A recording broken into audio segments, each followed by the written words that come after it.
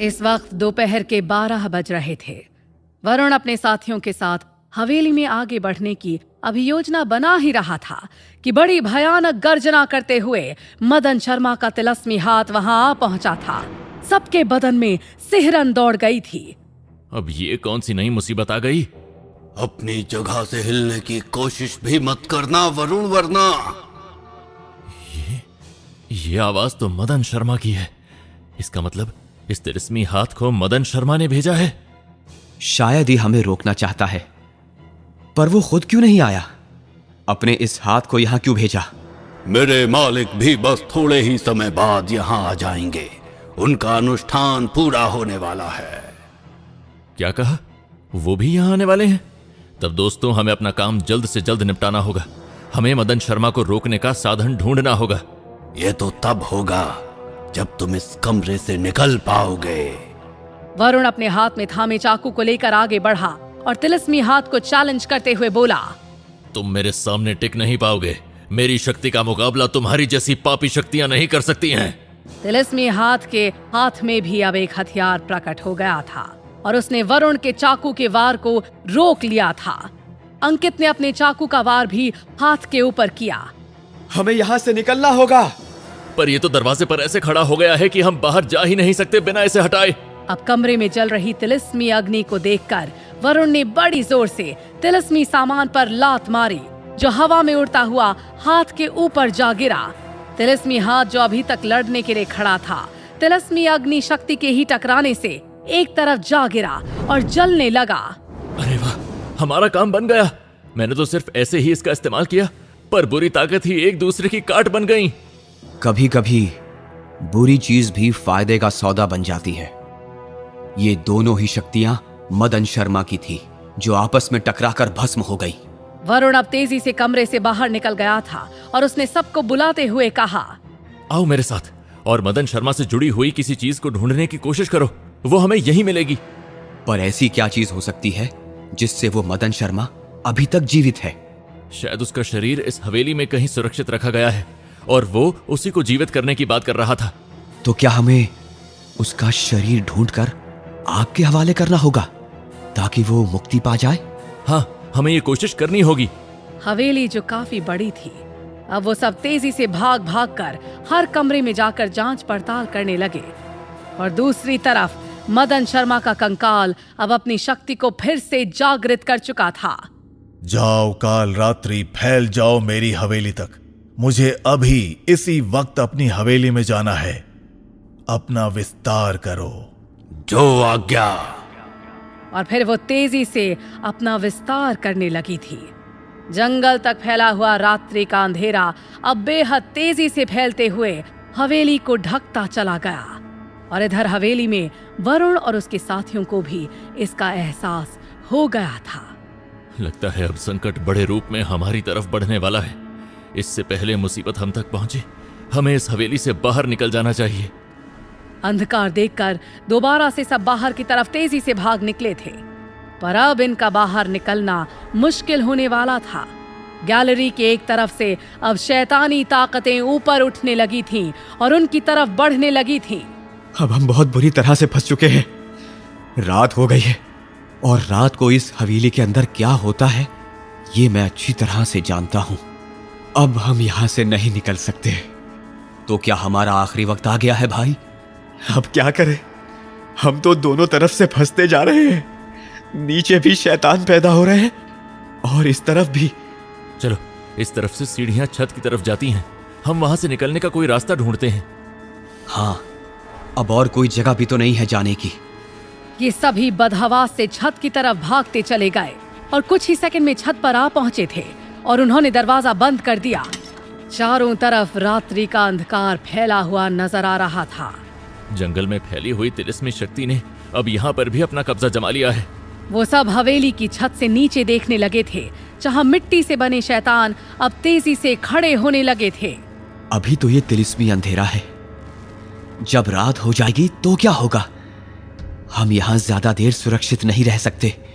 हमें यहाँ से निकलना ही होगा। पर हम निकले कैसे? चारों तरफ तो शैतान ही शैतान है। हम फंस चुके हैं। अब मरने के अलावा और कोई रास्ता नहीं है।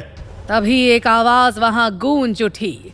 मेरे होते किसी को कुछ नहीं होगा। मदन शर्मा इस वक्त छत पर जाने कहां से एकदम से आ पहुंचा था। वो चारों से देखकर पीछे की तरफ हट गए थे। मदन शर्मा जी, आप यहाँ? आप तो जंगल में थे, यहाँ कैसे आ गए इतनी जल्दी? मुझे तुम्हारी वजह से आना पड़ा। अगर तुम मेरी बात मानकर मेरे साथ चल पड़ते तो ये सब कुछ नहीं होता। तो फिर आप मुझे सारी बात साफ साफ क्यों नहीं बता रहे हैं? अगर आपने सब कुछ सही से बता दिया होता तो मैं आपके साथ चल पड़ता। और हाँ, एक बात और, आपके कमरे में उल्लू का तांत्रिक तिलिस्म क्यों बना हुआ है? और तुमने उस तिलिस्म को नष्ट करके समस्या को कई गुना बढ़ा दिया है। ये सुनकर सभी के चेहरे हैरानी में आ गए थे। ये आप क्या कह रहे हैं? मैंने वो तिलिस्म इसलिए बनाया था कि ताकि मैं शैतान उल्लू का अंत कर सकूं। वो अब रात्रि में इंसानों का लहू बहाना शुरू कर देगा। आपके कहने का मतलब है ये जो अंधकार फैला हुआ है ये उस शैतानी उल्लू का ही प्रभाव है? नहीं, ये सब तो मैंने किया है ताकि मैं यहां तक आ सकूं और तुम्हें अपने साथ ले जा सकूं। देखो, इससे पहले कि वो शैतानी उल्लू यहां आ धमके, तुम्हें मेरे साथ चलना है। और मुझे तुम्हारे साथ कहां चलना है और किस लिए चलना है? क्या तुम शैतानी उल्लू का अंत नहीं करना चाहते हो? तुमने पहले ही उस मिट्टी की प्रतिमा को तोड़कर सब कुछ नष्ट कर दिया है। अब मुझे शुरुआत से ही सब कुछ करना होगा। चलो अब जल्दी से, हम देर नहीं कर सकते हैं। मुझे तो लग रहा है कि मदन शर्मा ठीक कह रहा है। तुम्हें इनके साथ निकल जाना चाहिए। देख रहे हो, चारों तरफ से शैतान अब ऊपर चढ़ने की कोशिश करने लगे हैं। वो कभी भी ऊपर आ सकते हैं। चलो जल्दी से, देर मत करो। पर ये सारे शैतान कौन है? ये हवेली तो तुम्हारी है। हाँ, ये हवेली मेरी है, पर अब इस पर शैतानों का कब्जा है। वो मुझे किसी भी हालत में शैतान उल्लू को नष्ट करने नहीं देना चाहते हैं। मेरी बात को समझो, चलो मेरे साथ।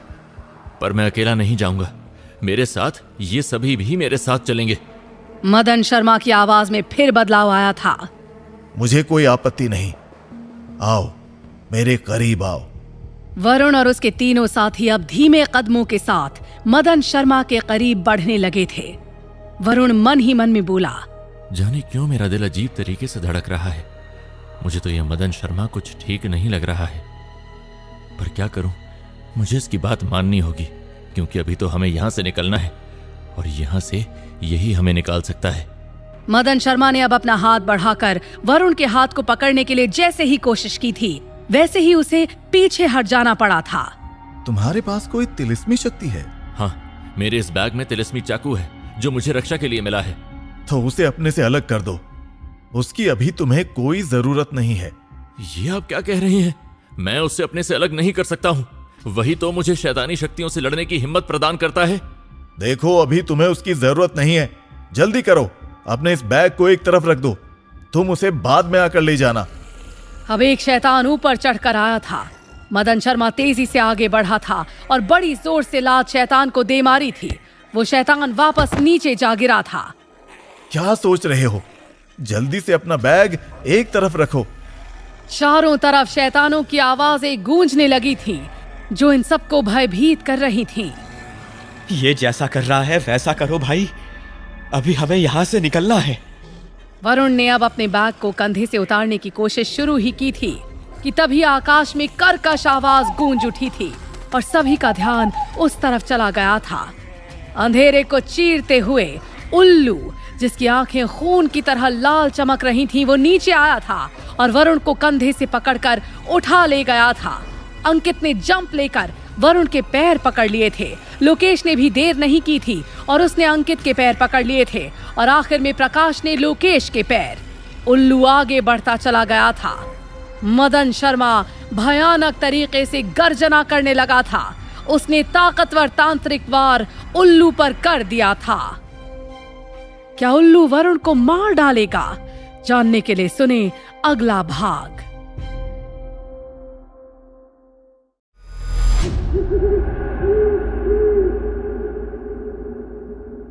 वरुण, जिसे मदन शर्मा अपनी हवेली से ले जाने के लिए आया था, अब उसे शैतान उल्लू उसके साथियों के साथ घसीटते हुए उड़ा ले गया था। उल्लू अभी हवेली से कुछ दूरी पर ही पहुंचा था कि शक्तिशाली वार उस पर हो गया। वरुण अपने साथियों के साथ जमीन पर आ गिरा था। संभालो अपने आप को, तुम सब ठीक तो हो? हम तो ठीक है। चलो अब यहां से भागो। चलो, हवेली के शैतानों से बचकर बाहर तो पहुंच गए। अब वो सभी एक दिशा की तरफ भाग पड़े थे जहां उन्हें दूर फैला उजाला नजर आ रहा था।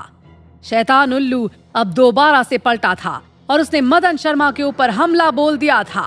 अभी वक्त नहीं आया है तेरे से उलझने का, पर बहुत जल्द सब कुछ मेरे हाथों में होगा। फिर वो हवेली के भीतर प्रवेश कर गया था। शैतान उल्लू अब हवा में चक्कर काटते हुए एक तरफ तेजी से बढ़ रहा था और अब एक आदमी जो वहां से डर कर भाग रहा था उसकी छाती पर अपने दोनों पंजे मार डाले थे। अरे शैतान उल्लू ने उस आदमी पर हमला कर दिया है, हमें उसे रोकना होगा। अगर हम उसे बचाने गए तो हम भी मारे जाएंगे वरुण भाई। हमारा उजाले में पहुंचना बहुत जरूरी है। चलो यहां से, उस उल्लू को बाद में देखेंगे। अब उस आदमी के चिल्लाने की आवाज वरुण के कानों में आकर पड़ने लगी थी और उसका दिल उसे रोक चुका था। वो पलटकर बेहद तेजी से वापस शैतान उल्लू की तरफ भाग पड़ा था। रुक जाओ, तुम इसे नहीं मार सकते, मैं तुम्हें ऐसा नहीं करने दूंगा। शैतान उल्लू अब हवा में तेजी से उड़कर बेहद तेजी से वरुण की तरफ बढ़ रहा था। वरुण अपने आप को बचाने के लिए तेजी से नीचे लुढ़क गया और उसने अपने चाकू का वार अब शैतान उल्लू पर कर दिया। शैतान उल्लू कर्कश आवाज करते हुए अपने आप को बचा कर ले गया था। वरुण अब तेजी से उस आदमी के पास आया। तुम ठीक तो हो? हाँ, मैं ठीक हूं, पर उसने मुझे बहुत बुरी तरह से जख्मी कर दिया है। मुझे अस्पताल पहुंचा दो वरना मैं मर जाऊंगा। वरुण अब उस आदमी को सहारा देते हुए बोला। पर तुमने ऐसा क्या किया था कि वो तुम्हें मारने के लिए झपटा? ये सब मेरे कर्मों की सजा है। मैंने उल्लुओं का शिकार किया है, शायद ये उसी का बदला लेने आया था। वरुण उसकी बात को सुनकर हैरान रह गया और फिर उस बेहोश आदमी के शरीर को उसने उठा लिया। मुझे इसे हॉस्पिटल पहुंचाना होगा वरना ये मर जाएगा। तभी व्यक्ति के घर वाले बाहर आ गए और उस आदमी को संभालने लगे। घायल व्यक्ति की औरत रोते हुए बोली, मैंने तो इन्हें मना किया था कि इस उल्लू को देखकर लालच ना करें, पर ये नहीं माने और इसे पकड़ने के लिए घर से बाहर आ गए। बोल रहे थे इतने बड़े उल्लू के तो इन्हें लाखों रुपए मिल जाएंगे। वरुण ये बात सुनकर हैरान हो गया। इसका मतलब उस शैतान उल्लू ने इस पर पहले हमला नहीं किया। इस आदमी ने उस पर हमला किया और बदले में उसने इसे इस हालत में पहुंचा दिया। वरुण अब गहरी सोच में पड़ गया था और वो अपने साथियों की तरफ बढ़ गया था जो दूर खड़े होकर ये तमाशा देख रहे थे। यहां जो हत्याएं हुई हैं पिछले 4-5 सालों में, वे सब हत्याएं उन्हीं लोगों की हुई हैं जो रात के वक्त जंगल में जा रहे थे। तो क्या ये सब वो लोग थे जो शिकार करने के इरादे से जा रहे थे? मुझे पता लगाना होगा इस बारे में। आ गए तुम? और क्या जरूरत थी तुम्हें यहां खतरा उठाने की? अगर तुम्हें कुछ हो जाता तो? छोड़ो इन बातों को, ये बताओ क्या तुम लोग भी उल्लू का शिकार करते हो? अंकित, लोकेश और प्रकाश अब एक दूसरे की तरफ देखने लगे थे और फिर उन्होंने ना में अपना सिर हिला दिया था। नहीं, हम तो उल्लू का शिकार नहीं करते हैं। हाँ, पर दिवाली नजदीक है और ऐसे में जंगल में उल्लू पकड़ने वालों की फौज आई हुई है। लोग उल्लू को पकड़कर महंगे दामों में बेचते हैं और मुनाफा कमाते हैं। ये शैतानी उल्लू 10-15 दिन के लिए ही इसी वक्त जंगल में एक्टिव होता है। हाँ वरुण भाई, तुम बिल्कुल ठीक कह रहे हो। पिछले 3-4 सालों से ही दिवाली से कुछ दिन पहले ही हत्याएं शुरू हो जाती हैं शिकारियों की। इसका तो एक ही मतलब हुआ कि ये उल्लू अपने उल्लू साथियों की रक्षा करने की कोशिश कर रहा है। वरुण की बात के विश्लेषण से सभी हैरान रह गए। ये तुम क्या कह रहे हो? मैं ठीक कह रहा हूं। अभी जिस आदमी पर इस भयानक उल्लू ने हमला किया, वो आदमी भी इस उल्लू को पकड़ने की कोशिश करने आया था और तभी उसने उस पर हमला कर दिया। पर उसने तुम पर भी तो हमला किया था। यही बात तो मैं अब सोच रहा हूं कि वो शैतान उल्लू मुझ पर हमला कर रहा है या मुझे बचाने की कोशिश कर रहा है मदन शर्मा से। क्या कह रहे हो? वो उल्लू तुम्हें बचाने की कोशिश कर रहा है? हाँ, उस उल्लू ने मुझे दोनों बार मदन शर्मा के पास जाने से रोका है। पहली बार जंगल में खंडहर में और अब यहां हवेली की छत के ऊपर। इसका मतलब है उल्लू तुमसे कुछ कहना चाहता है। हाँ, और हमें उसकी बात को सुनना चाहिए। मुझे तो तुम्हारी बात सुनकर बहुत डर लग रहा है। डर तो मुझे भी लग रहा है।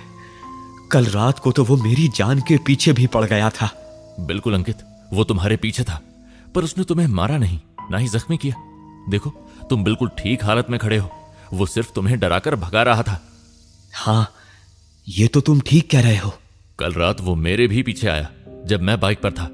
तब भी उसने मुझे डराने की कोशिश की, पर मुझ पर हमला नहीं किया। ठीक कह रहे हो भाई। हमारे दोस्त अनिल ने भी पिछले हफ्ते एक उल्लू को पकड़कर बेच दिया था, हमारे मना करने के बावजूद भी। शायद तभी उल्लू ने उसकी जान ले ली। तो फिर हमें उस शैतान उल्लू से नहीं डरना चाहिए। इसके बारे में अब हमें पता लग चुका है, पर दुनिया तो अभी इसके बारे में जानती तक नहीं है। ठीक कह रहे हो। सभी को तो यही लगता है कि दिवाली के कुछ दिन पहले कोई शैतानी जानवर इंसानों की हत्या कर रहा है। पर अब हवलदार टाइगर इस बारे में सबको बता देंगे। तो फिर अब क्या करना है? वो उल्लू तो जाने कहां उड़ गया है। वो हमें जंगल में ही मिलेगा, जहां वो हमें पहली बार मिला था, खंडहर के नजदीक, उस विशाल पेड़ के ऊपर बैठा हुआ।